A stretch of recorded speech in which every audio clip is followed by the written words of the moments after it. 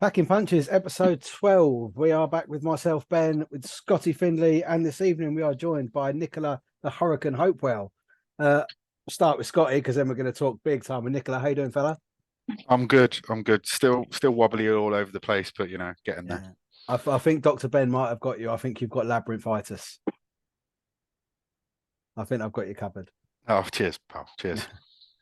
And Nicola, just back from the gym, I take it. Yeah, just got back.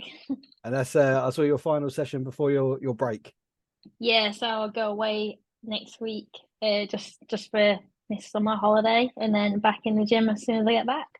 Yes, back straight on it. So it's, Yeah, I take you going away with your partner. yeah, So yeah. she will keep you whipped on holiday, won't she though? Oh yeah, she will. Always, always Yeah. keeps me in check. Couples that train together stay together. Exactly. The last weekend, I mean, obviously a few people would have seen on social media. There's not many people that would have been following your career quite as long as I have, back from when you were a Bieber fighter. But you had all of the bad luck of a small hall show all in the space of about 5 days. Yeah, I did. So you were on a GBM show up in, was it Rotherham? Yeah, well, Rotherham. That was I did that in February, and then this one that should have been on was the Steffi Bull and Ryan Road show. It was, sorry, yes, the Steffi Bull show. Yeah. So you took the fight relatively short notice. Yeah. And you had to sell enough tickets to cover your opponent. Yeah. Which I believe you ended up doing. I ended up doing it. So they told me the week before the fight, basically, if I didn't sell more tickets, they're going to pull me off. So I went on social media and everyone helped me, sort of thing. So I ended up selling enough tickets to cover her cost, and then I thought everything was sorted then. And then what 3 days before the fight, the board stepped in and said no. Yeah, so in between that, my manager rang me up and said that, oh, do you know anyone that can pick them up from the airport on the Friday? So I ended up sorting that out. So I got my friend to do it. And then on the Thursday evening, the board stepped in. So there was then an issue with their medical. So I come across two obstacles and I sorted them out. And then the third one, it was out of my control. The board just wouldn't approve the medical. But she'd fought in this country this year, hadn't she? Yeah, I think they'd sent something additional over that they'd not seen before. That's my knowledge of it anyway. But they did say that she could come over, but she'd have to have a test when that she got over here. So then it was just a bit like, I'm still going to pay for her to come over, and if she fails it, I still don't fight. Then people are going to come and want the tickets. So it was just like one of the things where it would just, do I gamble or do I just say, just write this one off? I'm going on holiday and I'll just start again when I come back. And have you heard anything about the future? We're looking at end of September, beginning of October. So hopefully by the time I get back from my holiday, we might have something locked in or nearly locked in, let's say. Yeah. And still under the same sort of conditions, isn't it? With the ticket sales, it's just immense, it'll be, isn't it? Yeah, you don't realise until you actually have to do it, like how much pressure there is. But then because I'd sold all those tickets, collected the money in for all those tickets, then when Friday came, because the show was on Saturday, it was a good job I was off work because I booked the day off work for the weigh-in. But then I had to go round, and anyone who didn't want to go to the show and wanted a refund, I then had to go and get their tickets on that Friday. So yeah, it was a bit stressful. Nicola, how does it work with covering the costs though? Is it you've got to sell a certain amount of tickets or is it the value? The value. Okay. Yeah. So if she costs say she costs two, well, it's all the cost. So the cost for her to fight, then the flights, then the accommodation, there's food to pay. If she's aboard, there's the board tax to pay. So all that added together, then you'll get a figure. And then you need to cover that. So if you don't sell it all in your ticket sales, it comes from your sponsors. If you've got good sponsors, it'll come from your sponsor money and stuff like that. So you've got to cover that value. Well, then she could end up kipping at yours, couldn't she, after? Yeah. Yeah. It's something I think, especially a lot of the people that will follow pro boxing, and they'll see the people come through the Olympics and the Commonwealth route, and then they get this promoter back in, and some of them it's just not. They never have to worry about it, do they? And that's just the No, there's a biggest lot that stress. don't have to worry. Yeah. I think some of them do understand, like, I've spoke to Ebony about it. So Ebony started on small hall shows when she was in Australia. So she knows how it feels. I mean, she's on the matchroom card now, so she don't worry about it. But before she made it there, like, she knew how that felt. But yeah, if you're coming straight from the Olympics and then get signed with a matchroom box or whatever, they don't worry about Mm. Is there a workshop version of Bosch that your dad could perhaps do? that. I don't know. But I think I need one. Let's go back quickly then to your connection with Ebony. I mean, she was famous here before she even fought here, on Twitter and Instagram and stuff. She really is the absolute master of self-promotion, and she's got involved with you. I mean, you two just seem to hit it off online, and then you met in real life, and you're just bezies. Yeah, So that must be that's brilliant to kind have of her how it back in. happened. Yeah. Yeah, like I knew her before that. I watched some of her fights. Like I think it was her last two that she had over in Australia, just off somebody's phone because we were friends by that point. Our friends were like through COVID and stuff like that, just online, and then our friends were right up until she was supposed to fight Shannon Courtney. And then when she fought Shannon Courtney the week after, like we met up actually for the first time, and then we like did a little tour of the UK, and I showed her places, and she stayed at my house and stuff like that. And then yeah, since then we've just been like really good friends. I think that was actually the last time that I spoke to you, because I did an Yeah, I think it Instagram might have been. live with Joel Green, who sends his love, by the way. I spoke to him yesterday, and it was before the Shannon Ebony fight. And I was one of the only, it's very hard to be a Shannon Courtney fan, but I was one of the only people that sort of was in her corner for that fight. But what a terrific fight. I would love to see that back again. Yeah, I would as well. Yeah, it was a great fight. I think that were a good fight, like that started off like the women's boxing sort of on like the growth of it in a way. It definitely helped anyway. And it was nice to have a bit of needle between the two of them. The fact that you Yeah. think I mean, I would imagine they've probably had nice words since, but they did not like each other in the build up to that fight, which was brilliant. No, I think that makes it a little bit more exciting. It's a little bit like the Clarissa Shields and Savannah Marshall one, the build up of it. I thought that were a good one as well. So I think it adds that bit of excitement to the fight. Yeah, we've had our little words on Clarissa, haven't we, Scotty, in the last few weeks? Not a favourite. Not a favourite, I wouldn't say. Yeah. So you got your holiday. Mhm. What are you envisaging for the next 12 months for yourself? Well, I need to try and get out in September, October time. So that's what my manager's currently working on because I've not been out since February. So in the next few months, I definitely want to be out, and then I want to like start looking at titles and stuff in the next 12 months. I've had 3 fights, so hopefully 4 when I get back off my holiday. And I think because women's boxing, you can move up the rankings like a lot quicker. So yeah, I'd want to start looking at something. Is there anyone? I mean, I know your management team are aware, but I mean, for instance, we've been a bit of a mouthpiece for you about fighting Maisie Rose Courtney. Yeah. You know, because she's similar 2-3-0. But is anyone really aware in the program of your Bieber record? I'm not sure, to be honest, and I don't know how you get that known in a way. Because it doesn't really count, does it? It don't count. No. And this was the conversations that we were having, wasn't it? This is how we connected, because I watched you fight online, and I was like, oh my God, you need to go British board because you're just not going to get the recognition you deserve. Yeah, I can remember you saying that. Yeah, I can remember you saying that.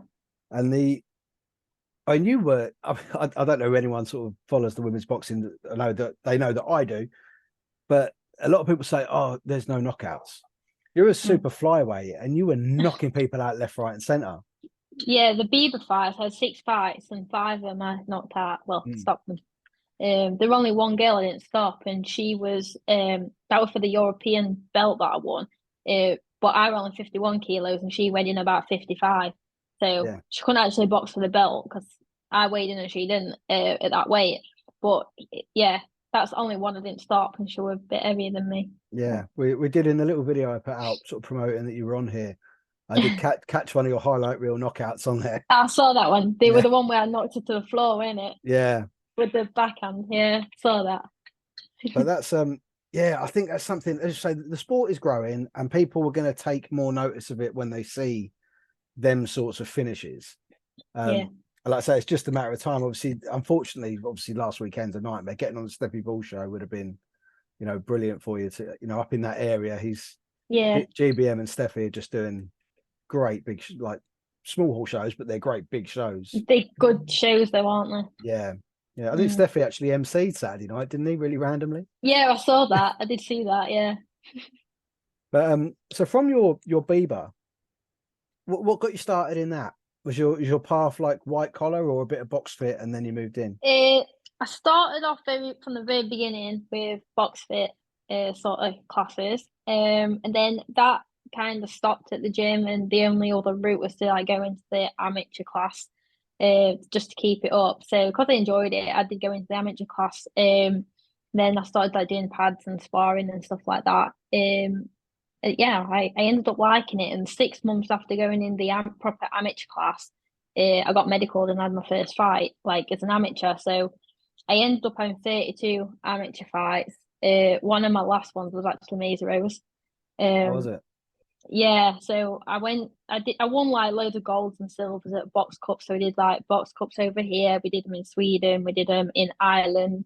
I ended up winning the Central Area belt at flyweight, the East Midlands belt at flyweight, and then I ended up getting a box Lisa Whiteside in one of the finals at the ABA Championships, and I lost to her, but I ended up getting on the England pathway through that. So yeah, I did got all right as an amateur, and then through the amateurs, then my old coach that I was with, he started turning people pro, but with Bieber. So I felt like that was the next best route because I started boxing the same people over and over again. Like some girls I boxed 3 times. There were quite a few girls I boxed 3 times. I only had 32 fights. And then I just thought that was like next route, and that's all I knew. Like I thought that was the next route. I didn't know anything about like the British Boxing Board. I didn't know that it was different. No one had told me that it was different. So yeah, I went and did the 6 fights with them. But then obviously I started talking to people, I started going to more shows, and then I was told that I could box for things like all the same belts and stuff. And then it turns out I got it from one of the judges actually through the British Boxing Board. I was talking to him, and then they actually said, no, you can't. Like Bieber's worth nothing. And then it kind of pushed me to go and find another gym and another trainer so I could turn over with the British Boxing Board. Yeah, it's something I think not a lot of people were aware of. It was my only awareness of it was down where I am in Colchester. There was quite a heavy influx because we had a local fighter here who was a sterling amateur, through a personal issue with a criminal record, couldn't get a British Boxing Board license. So going Bieber was his next option. And I think there's a promotion, Alan Rossminter does Queensbury Promotions, not to be confused with Frank Warren's Queensbury Promotions, but down in Crawley, and they put on massive Bieber shows. The EBO in Essex, they put on really big shows with a little bit of unlicensed and white collar all mixed in with it. And that's where I kind of stumbled across you, because I was an unlicensed fighter, but I never had the ticket selling power to turn pro. Yeah. Even though I wasn't good enough anyway. I was more of a journeyman. I'd step in last minute, and I don't mind getting punched in the face. But it was then when I sort of come across you, and I was like, oh, you were the first one I'd seen at Bieber that I thought she can make it at British Boxing Board level, because at that point I knew what you didn't know, that you could fight for the WBF or the EBA, and it doesn't mean anything. Yeah, and it to be honest, like I weren't aware of it probably until the last 6 months that I was with Bieber. Like until then, like I was like, oh yeah, I can still box for a thing. Like And I think at one point I tried telling Ebony that I could box for everything, and she's like, "Are you sure?" Like sort of thing, like, "Are you sure?" And I'm like, "Yeah." And then, but yeah, it weren't until probably 6 months before I actually left, and I was just like, something's a bit funny. I need to investigate. So I went off and I investigated everything, and then I ended up moving gyms because I wanted to go with British boxing, but because like I'd had 6 fights. To me, I'd had 6 fights, and I was still boxing in the working man's club in Worksop. But then when I was looking like, well, so and so's had 4 fights, and why is she in a big arena? Like, I just didn't see that, like that difference. Like, why am I not getting called up to go and box in the arena and stuff like that? But it's because no one knew of me, no one knew I boxed and stuff like that. And I think, unfortunately for you, your amateur record, your Bieber record, and now your pro record is you're avoidable. Yeah. For a lot of the people that are up there, you are avoidable. Out of interest, how did that fight with Maisie Rose finish in the amateurs? I won her on a unanimous decision. She keeps saying that I didn't win that fight and stuff like that, but it weren't split or anything like that. It was unanimous, so I'm not going to argue with her. Like, I don't want to get in no arguments with her, but I'll rematch her. Yeah, that's not your style, really, is it? To be fair, it's not my style to like say it like that, but yeah. Yeah. No, as soon as they started with the Lauren Price Bavington fight for a British title, yeah, I said to Scott, didn't I? I said, Nicola Hopewell against Maisie Rose Courtney for a Superfly British title. I'll be all over that. yeah. I think there has to be like so many people in the group, doesn't it, for the British title? But I think when you have a look, like between the flyweights and the super flyweights, because we move up and down. I think I'm starting flyweight at minute, but that's because I weighed in at flyweight for my last fight. But I think if you put them together, there's enough people to actually do it. And I think the weight there's nothing in it. It's like a kilo in it, a kilo and a half. So I think they could actually do one, but no, we'd love to see it. Absolutely love to see it. And especially, I'd love to see you on a show where you haven't got that stress. Do you know what I mean? Because it'd be lovely. Yeah, I mean, although your record is undefeated, that's probably in the back of your mind when you're in the dressing room and you're padding and you're thinking, "Oh, I'm paying this, I've got to pay that." Yeah. If you take that load off, yeah, I think that would be incredible. Yeah, definitely. The something else I wanted to discuss with you. Me and Scott were going to bring this up. I don't really want to talk about it, but it's been in the social media and whatnot. I've labelled it as Flashgate. Danielle Helmsley, I think her name is. Yeah, I think, yeah. I wish these people had stopped. I really do. I do. Because, I mean, it kind of, all the work that you've done to get where you are, and even if you go up the upper echelons to Jonas, Chantel Cameron, Katie Taylor, Sandy Ryan, all this incredible work, it's undone in a split second. Yeah, it just, I don't know how to put it. It like cheapens it, doesn't it? Like, yeah, it just, all that hard work, it just pulls it back, and then I can't believe she did it. Well, I mean, even you're obviously close friend with Ebony. One of Ebony's friends, Elle Brooke, who is essentially an adult film star, has stepped into the boxing ring a couple of times, but even she hasn't done that. She's kind of realised this is not the place for that. Yeah. So I think there's a time and place to do it, and that's not the time or the place. I don't think, because it just cheapens it all. And I think because they're influencers and they know that if they do something like that, it's going to get people talking. It like increases their social media and stuff. And if they're influencers, that's exactly what they want. So that's the reason they do it. But I don't think the boxing ring is the right place to do it, because of all us that are actually taking the sport like seriously and trying to get somewhere. Elegantly put there, Ben, with adult film star. I could tell you were trying to word that correctly. In a way, I'm glad it happened, because she then come out and said that she cleared it with the promoter, and to say that and he's agreed it shows that they are not trustworthy. And I feel like on any professional boxing scene, we now won't see the mix. You know, if a promoter gets that temptation to put these idiots on an actual show, I think that will never happen now. Yeah, you've got a good point there. I feel like that's good.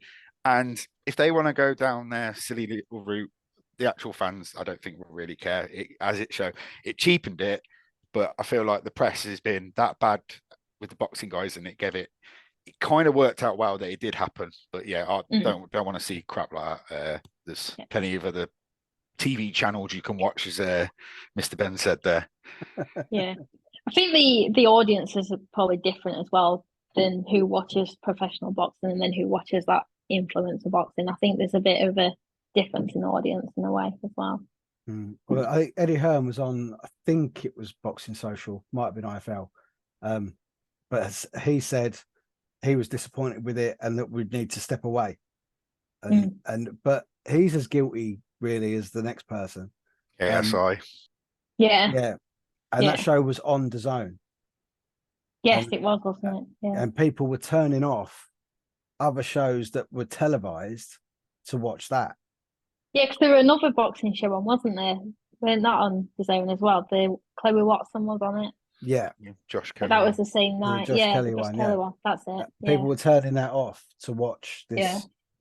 Is it a Kingpin? I think I don't know what it's called. It is. I've got no interest in it whatsoever. But I've said this week with all of it, the sport needs to stand up and say no. This is our sport. It's a dangerous sport. There's rules involved in it.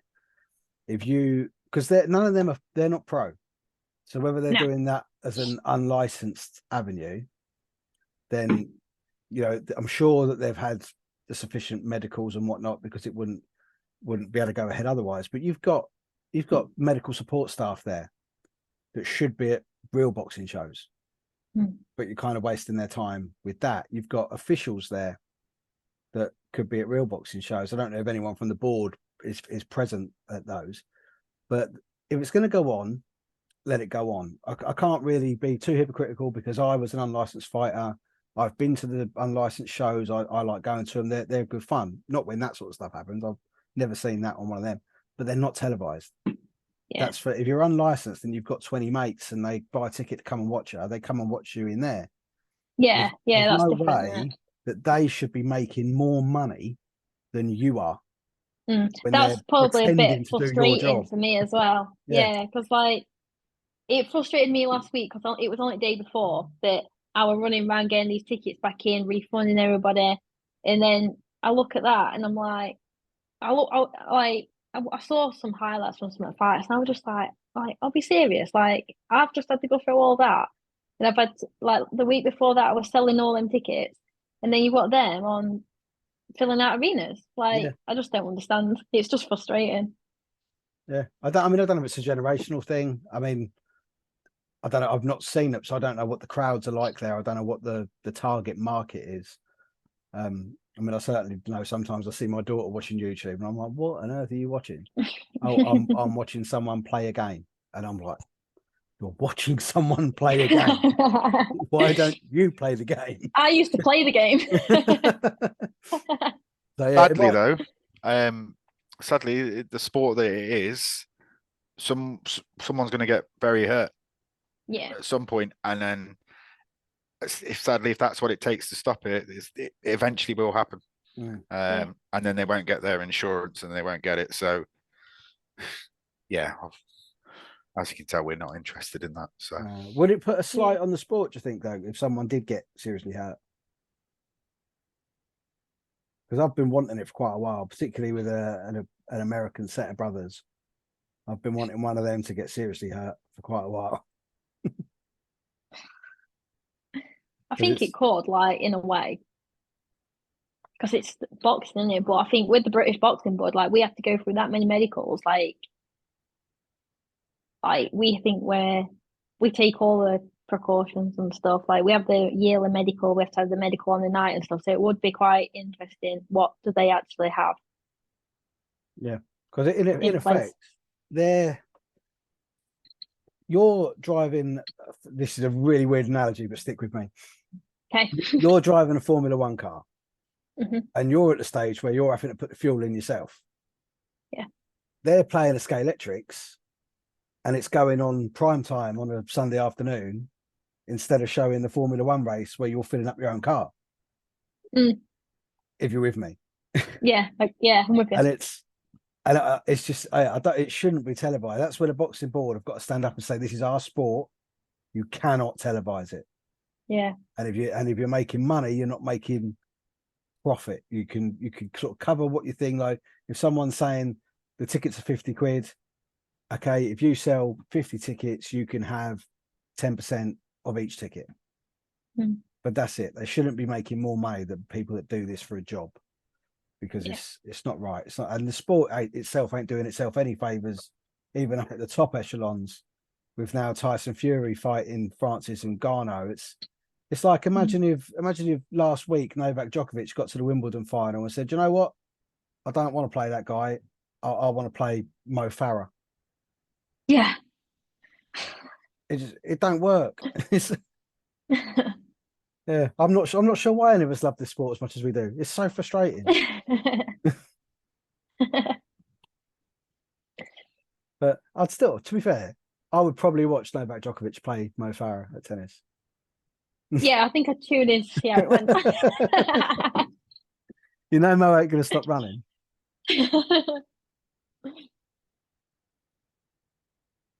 But yeah, so with the medicals and stuff, because this is again something that we discussed when you were a Beaver fighter.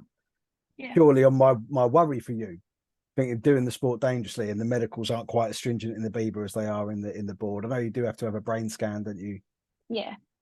With both, but with regards to these on the day medicals, I know what it is in an unlicensed sense. So what is it in the pro sense? Give us the Saturday from the minute you get up to fight time. What's okay? So usually if it's the day before weigh-in, you don't need to worry about getting to the venue early to weigh in and stuff like that. So I've done both. I've done it on the way, and I've done on the day, sorry, and I've done the day before. So if it's the day before, I wait the day before, wake up the day of the fight, and then I'll just chill all day, eat whatever, refuel properly. When I get to the venue, so as soon as you get there, before the show even starts, every fighter has a medical. So they check like your heart rate, and they check in your eyes, check in your mouth. They check your knuckles and stuff like that, just to make sure that your hands are all right and not hurting, whatever. But yeah, that's about it on the day. But then when you've fought, you then have to go and see the doctor again, and then they do exactly the same again, which I wasn't used to. They never did that in Beaver, but like after the fight, as soon as you fought, you then have to go. Oh, actually, after the fight, all 3 times I've seen a paramedic, a doctor and a paramedic.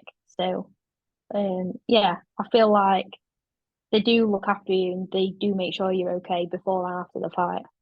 And then every year, so we have the yearly medical as well. So they take your bloods, you have your brain scan, you have an eye test.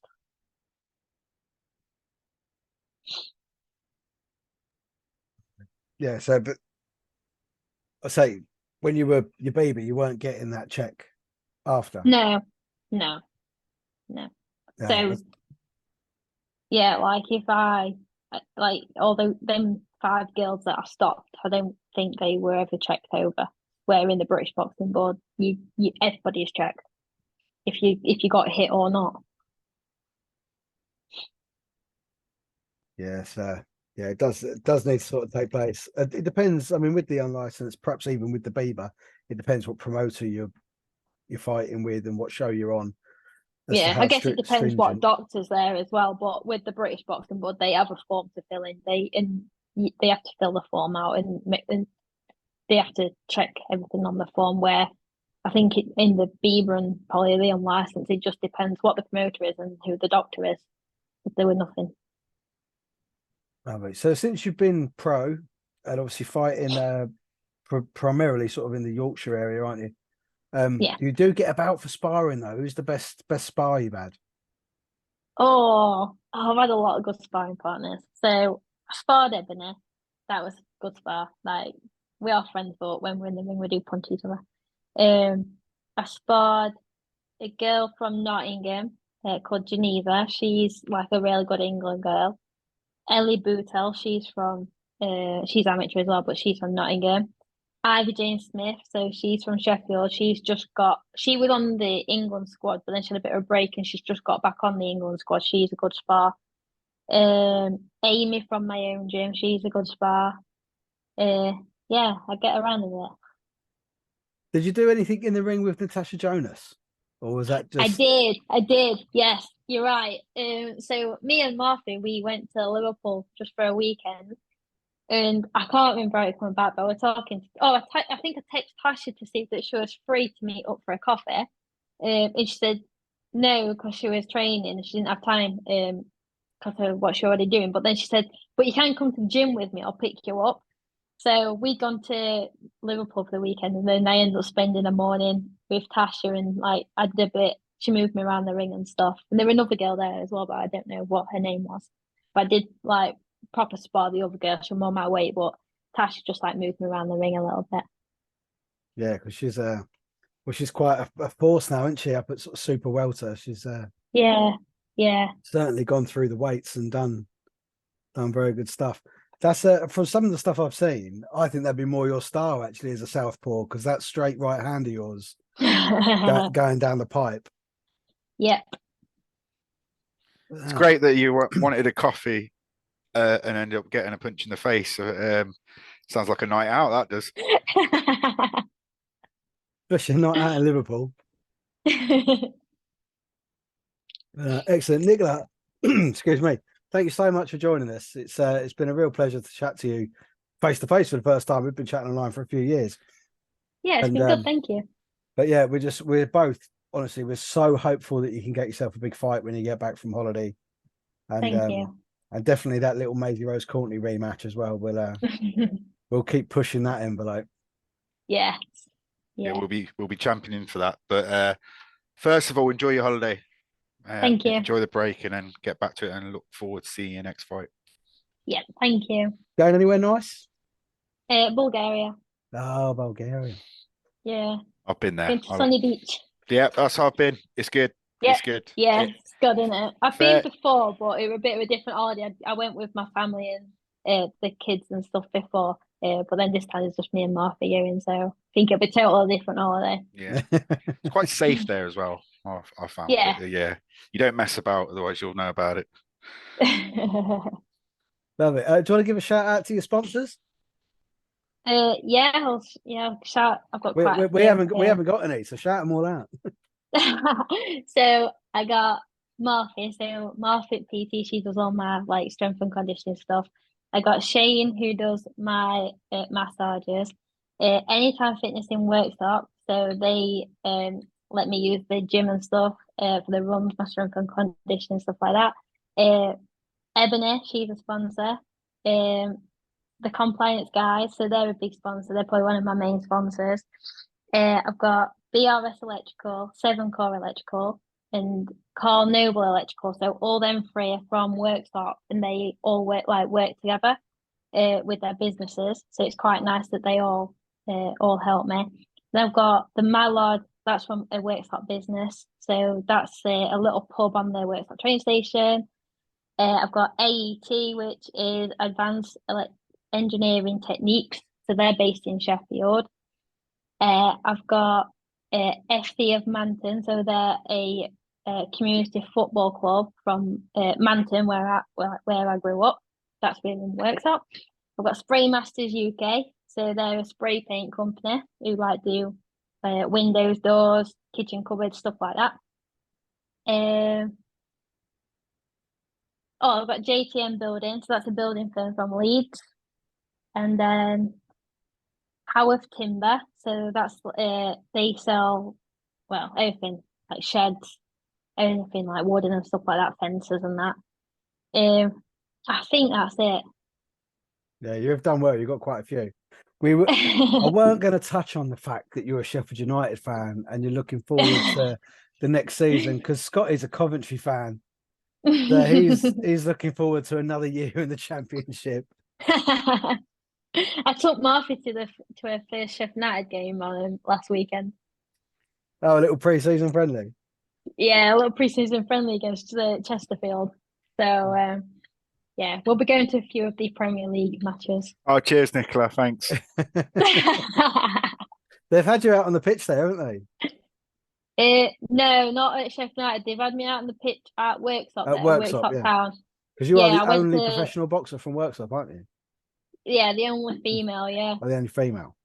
yeah. There's I think there's just Declan and Cairns. Like we used to go to the same gym. There's Declan. He's a pro from Worksop. But yeah, so you're the only female. So Yeah. Premier League football and titles coming soon for Yes. Nicola Hopewell. Yes. Excellent. Thank you so much, Nicola. We'll Thank you. keep in touch. Thank you. What a guest, Nicola Hopewell. Fantastic chat. Yeah. No, I enjoyed that. It's just a bit crappy, isn't it? That she has to go through what she has to go through, and then get it all cancelled. It's just, and to still have that positive energy that she has. So yeah, I hope that she goes on a holiday and comes back fresh and ready. I think your face when she said that she's already fought. Yeah, I didn't know that. I asked her a really stupid question when I said about her path in through white collar. I knew that she was a sterling amateur. Yeah, I'm not even sure why I sort of tipped down that road, but yeah, I couldn't see Maisie Rose Courtney on her amateur record, so that's but a lot of amateur stuff's quite difficult to find. you always every day's a school day. It is indeed, but no, yeah, like I say, it's shit that she has to go through all that and then get cancelled, and then you get these idiots go on telly and pull their top up. It's just wrong. Yeah, but they'll, as I said, I do think that will have its benefits because there has been the backlash, and the promoters can't be trusted because he gave it the AOK. So yeah, like you said, I think now it's happened. It's sort of not likely to happen again, is it? And it will be very taboo. But yeah, I think not sure what she meant by having a very different holiday in Bulgaria than the last time she went. I think I'll keep my eye on her social media. Her and Marth might be going crazy down there. Well, Sunny Beach has that. It's a good little venue. Sound like a tourist board for Sunny Beach here. No, I Back in enjoyed Punch it. It, sponsored by Sunny Beach in Bulgaria. That would be nice, wouldn't it? We'll do a live one from there. We'll do a live one. I said what we might actually be doing a live one when I'm in Dubai for AJ against Dillian White. I might be coming to you live from the Hilton Bar. Cocktails included. Yeah, I'll probably be wearing this shirt as well, actually. But yeah, so on that night where that fabled Flashgate took place, there was, of course, another show on DAZN that night, headlined by Josh Kelly, who got himself a win. I'm still he's still flattering to deceive for me. Out balls was at it, weren't he? I can't warm to him. I want to. I've watched every one of his fights just because I'm interested. So he's got one over me on there. But why did he run the risk of getting a puncher's chance of getting a knockout? He got headbutted early on. He had a cut to the nose. The head was continuously going in. The ref couldn't really. He can give a warning, but they were both at it. The other guy didn't want to be in the ring after 4 rounds. He kept looking over to his corner. And then after the fight, he says, "Oh, I wanted 12 rounds in me." I hate hearing that. Like, what's the point in getting 12 rounds with this guy? I don't see. He's not learning anything. Yeah, maybe for fitness, but you get that in sparring. It didn't help him in any chance. The crowd was not interested. It was a poor crowd as well. You kept hearing Sunderland are massive everywhere they go by about 10 people, but you look out into the crowd, it was dead. It was empty. And it was just ran a risk of getting a headbutt. It just didn't do anything for me. Yeah, I'm baffled by that whole get him out, get a good knockout, get some streams, get some views, get your name back out there because he needs to rebuild his career. And I just didn't see how any of that did that. No, well, I mean, it came out since the fight that he's been made number 1 with the WBA, I believe. And if Tim Zhu gets pushed up to regular champion, then the two of them will fight. And the question was, is Kelly at that level? And for me, he's not. There's domestic dust ups. He hasn't cut his teeth enough yet. I don't think he's earned that level. Because the first time he stepped up, I think he was put up in a card in America, got a draw, quite lucky as well to get a draw. And then he come home. Then I stepped him up against Ava, and fucking hell, he got absolutely blown to pieces by David Abanesian. I think that there's domestic fights that he needs to win first. Yeah, and there's plenty out there. Mm. There's a potential super series you could do. Oh god, yeah. And there's people that would bid to be in that super series. It's not as if they would struggle to get a 6 together. So he's number 1 in that ranking, but he'd be number 10, 12 in the boxing council. So I'm flattered. I'm flattered to be deceived, I think. So not for me. And it was the fight finished. I was just thought, why did I watch it? Mm. Yeah, no, it wasn't brilliant.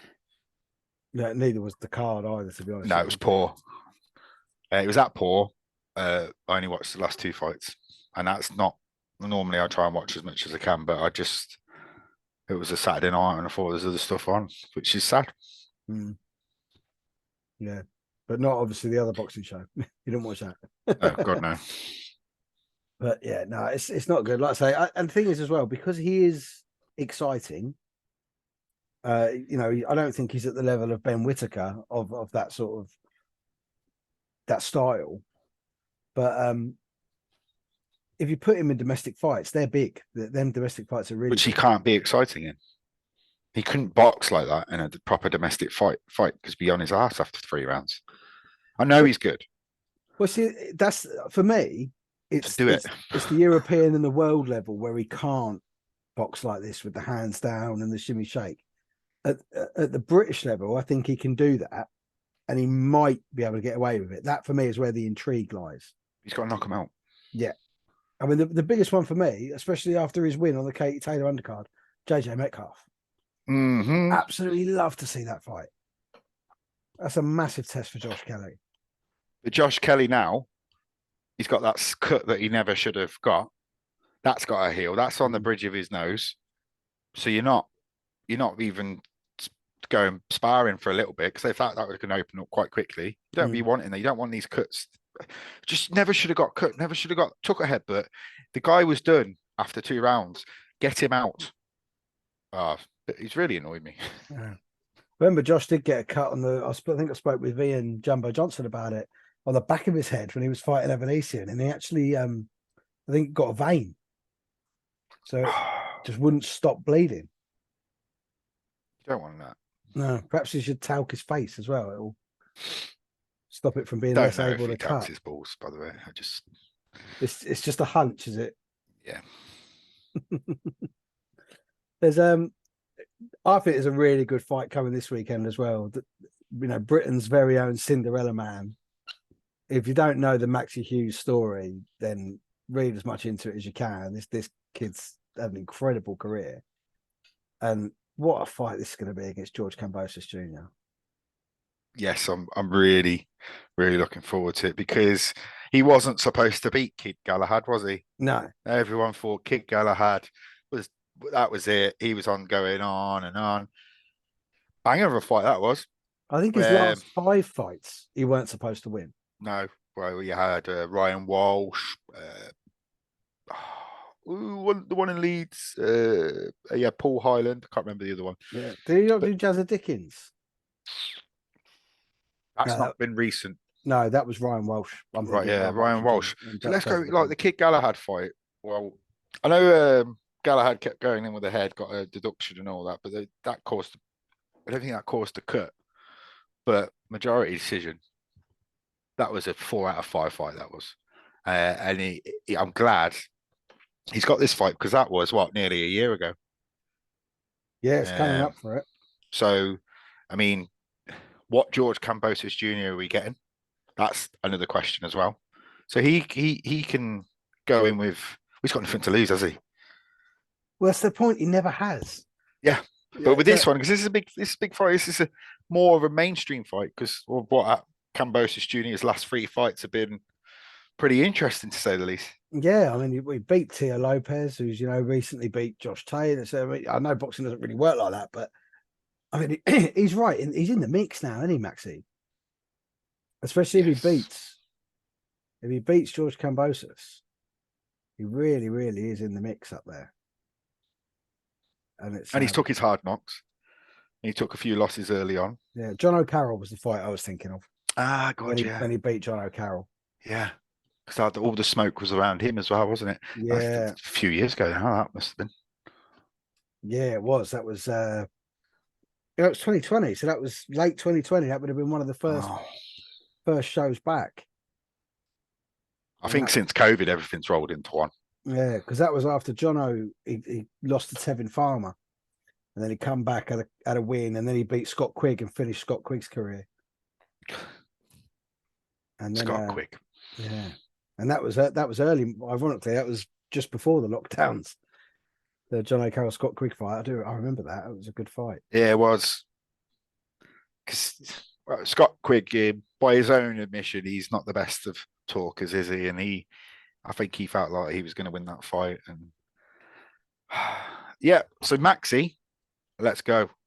Yeah, I'm maximum potential for this one, I think. No pun intended. But I think as well, from George's point of view, I think there's ingredients for complacency here from George. Mm-hmm. Yeah, I agree.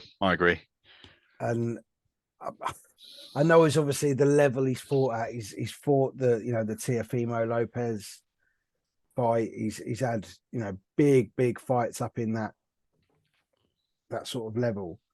But has he fought anybody like Maxi? No. No.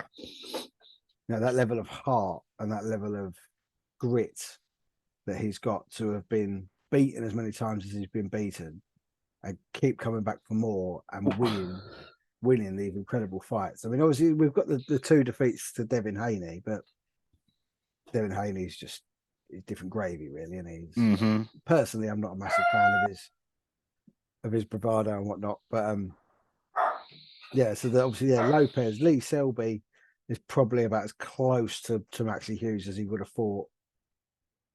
Heart wise, obviously he's a thing, but yeah, it's a great fight. Wouldn't be at all surprised to see Maxi Hughes win. I agree, and maybe a little heart overhead might be playing a little bit into it, but I genuinely believe that he can do it, and I'm looking forward to it. Yeah, I think that'll be the more like the British fans will say, wouldn't be surprised if Maxi wins, whereas the Australian fans are probably saying, I'll be surprised if Kambosos loses. Yeah, because they will probably be a little bit complacent themselves, not really knowing a great deal about him. Sorry, I've lost our little itinerary to get to. Where's your shopping list, Ben? Come on. Got the shopping list. We'll probably do a little bit more on this next week, but it is such a big fight. Spence Crawford is coming. So far, no one's pulled out. No, you cursed it. You've cursed it. No one sent their car speeding across, New Orleans and whatnot. I mean, next week, I think we could probably get into it and break it down. But what are you thinking about now? How you think it's going? Crawford. Yeah. And I won't change my mind, whatever's said in press conferences going up to it. I think Crawford is the elite professional. They're both elite fighters, but I think Crawford wants this more. I think Spence is, I don't want to say mentally not strong enough, because that's no way have I got qualified to say that, but I just think the battle might be won before they even get in there. Think the car accident has anything to do with it at all? Might be clouding my judgment, but yeah. I mean, the difficulty I've got when I'm looking at it is I'm looking at their opponents in common and the results there, but there's years that disparage that, particularly with Kell Brook. So kind of looking at what Crawford did to Kell Brook, but that was a few years after the Spence Crawford fight, but Spence Brook fight. But yeah, I at the moment I'm with you with Terence We'll Crawford, revisit it. but we'll break it down a little further and revisit it next week. I'm trying to think. I think I did see something on the news today. And I wrote it down somewhere. And I can't find it. But did you have anything that you've seen this week that's tickled your fancy? Obviously, you've been trying. Oh, Carl Frock. You've been trying to stay in one place so that you're not stumbling. Yeah, this is fair. Carl Frock, he's just so funny. I love his attitude these days. He's got his YouTube channel with Fox on Fighting. He did one with Tony Bellew, and then he's doing one with Eddie Hurd. He's like, oh shit, we've not done all our questions. We'll do another one. But he don't care what he says, and he can back it up because he was a world champion. Yeah. And most people don't want to get into it with Carl Froch. He's not scared of Anthony Joshua. He's not scared of anyone. And to say what he says with conviction is great. And he was on about Frank Warren just being an old man, miserable old man. And Joshua's comments about McCracken's coaching. We'll touch on that actually. This is what I've written down. What the hell? So saying about Josh was saying that he didn't teach him any defense and to look at Froch's nose. Come on. And Froch just say, no need to bully about a man about his appearance. And I hope he's not talking about my new nose. Froch had a big nose anyway. Like, what the fuck? Poor from AJ. What's that about? It's a bit strange, isn't it? I don't think there's any need to say anything. Do you know what I mean? From what Carl said, it was as much Rob's decision as it was AJ's. Rob didn't want to work with AJ anymore either, from what Carl Froch said. But but to besmirch a guy's career is not acceptable. No, I don't care who you are. Not someone like Rob either, who, if you can look at back then Team GB pictures from like 2008, but maybe even earlier when Rob was really started involved at Sheffield. Look how many world champions have come through that man. So I mean, you can't. The respect is earned there. There's no need to.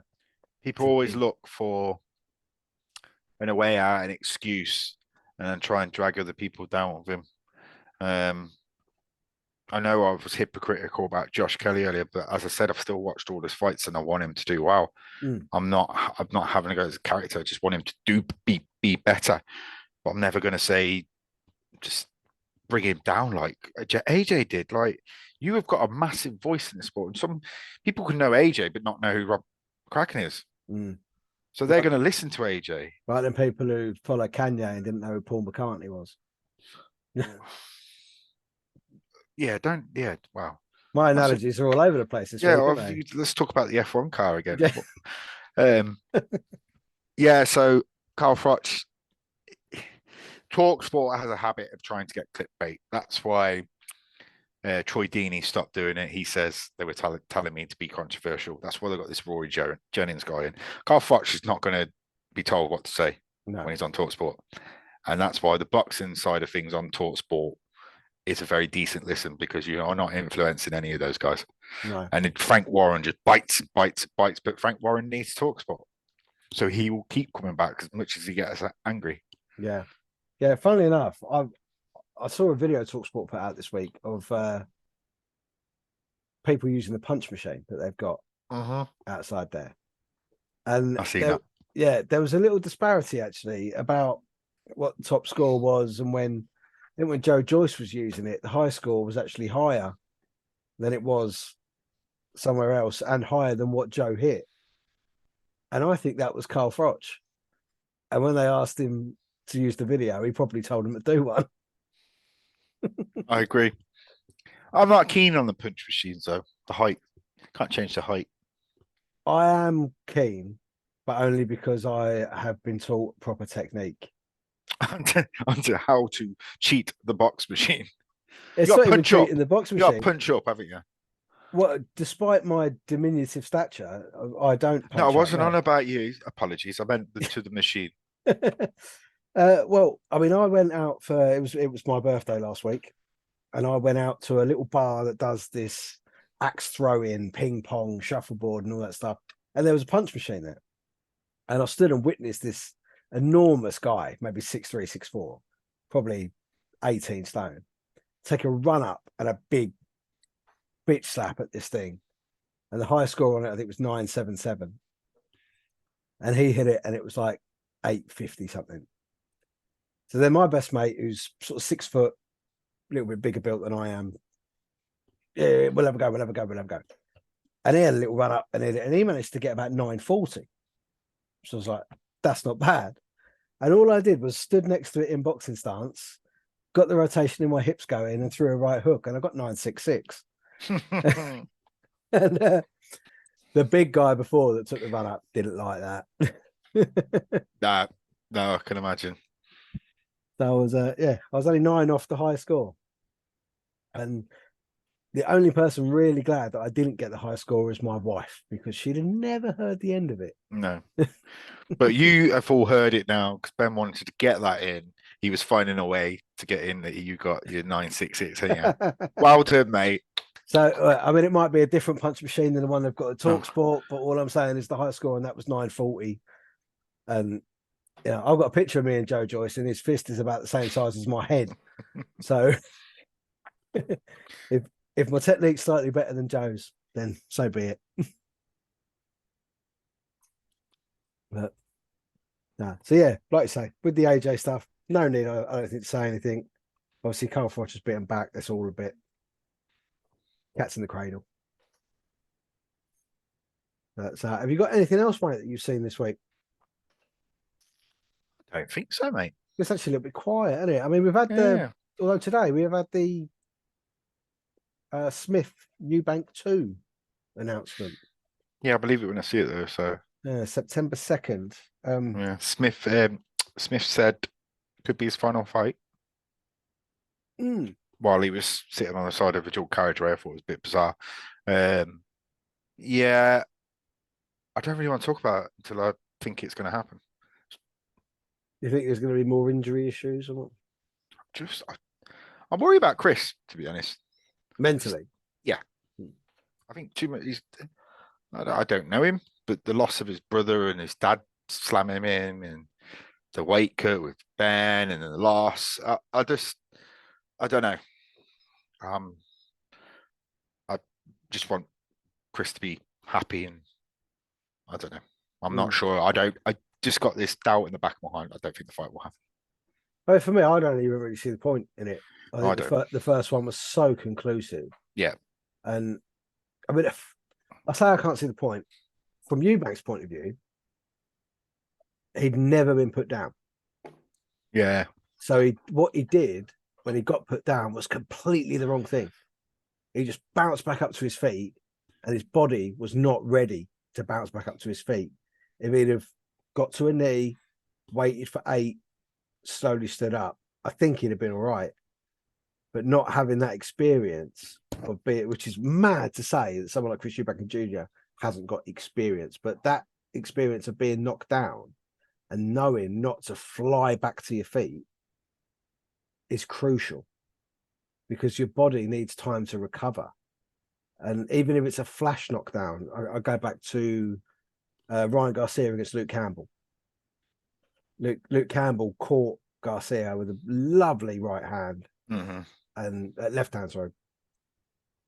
Campbell southpaw, and you could sort of see when it made contact, it was flash. Garcia was like out in midair.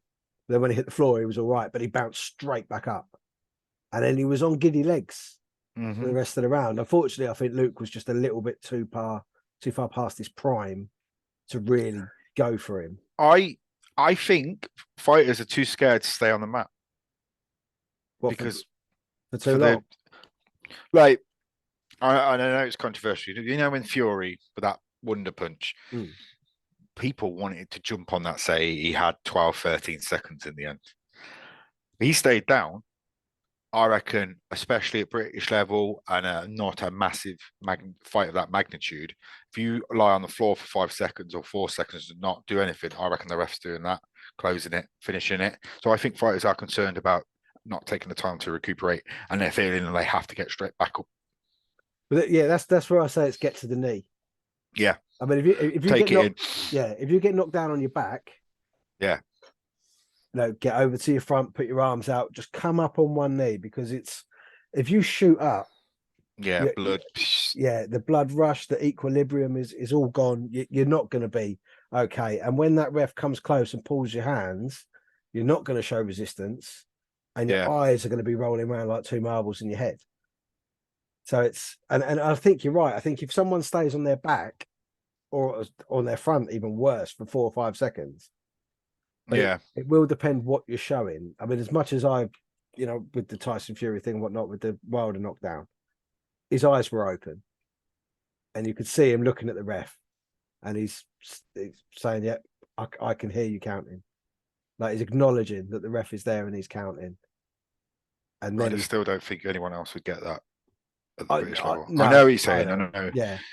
Yeah, especially because Fury took a little while to get to his knees, didn't he, from that laying position? I mean, I've he seen... had longer than the 8. Yeah, I've seen Joshua finish, like, knock people out, and the refs waved it off before they got to that stage that they did with Fury, where they let him get up.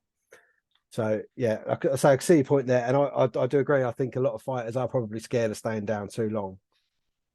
But it's that, for me, what's the problem with Chris Eubank Jr. in that fight. Yeah, I agree. Yeah. And what he said, I think it was in a gloves are off thing that they've done for this fight, that he doesn't want Roy Jones Jr. to bring a towel. That concerns me. Yeah, it's concerning. I know all of these boxers want to go out on their shield, and their preparation of all their training camp and everything. They and they all say it. I mean, Froch used to say it. They're prepared to die in the ring. But look at Lee Wood Lara 1. You know what I mean? Ben Davison saved Lee Wood's career that night.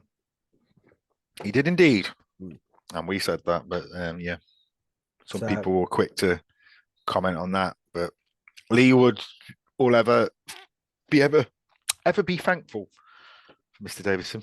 Yeah. So yeah, I think if that's the case, if Chris doesn't want Roy to throw the towel, get another coach, because it's something that has to be understood, that if Chris is in trouble and Roy can see he's in trouble, that's not Chris's decision. Yeah. So yeah, he shouldn't be saying stuff like that. But so, like I say, we've got plenty of time for that fight to be off, let alone plenty of time for it to be on, and us to break it down and talk about it, which I'm sure we will, because we are going to be having obviously next week be a little bit quiet. We'll break down Spence Crawford, and we'll revisit this weekend's action from Maxi Hughes and George Kambosos, and then we've got a busy August. Bring it on! Lots of boxing and lots of holidays. I think my wife is fully prepared that I could be sitting in the hotel room at 1 o'clock in the morning on Zoom talking to you.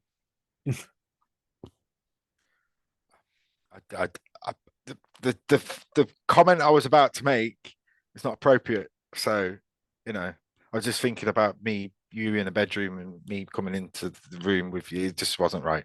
It would have sounded stupidly bad. So, speaking of which, move on. Is your missus in a hotel near me at the moment? She is actually.